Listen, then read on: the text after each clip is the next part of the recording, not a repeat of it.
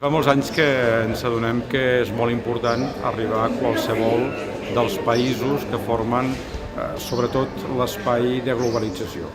Ens havia passat històricament que la globalització afectava els municipis d'una manera com a recepció, és a dir, que el que ens trobàvem és que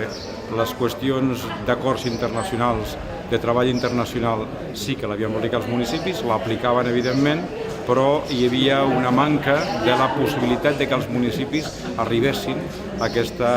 globalització, internacionalització, diguem-li com vulguem. Per tant, el que volem és que la internacionalització es localitzi, és a dir, que els municipis puguin participar d'aquesta feina internacional que els posa a lloc, que no només són receptors, sinó que poden ser promotors d'activitats noves. Això, finalment, des de la Diputació el que vam pretendre i el que vam aconseguir és que els municipis posin aquesta feina i que ofereixin a altres municipis, a altres llocs del món, la seva experiència, el seu saber, les seves persones que són capaços de moure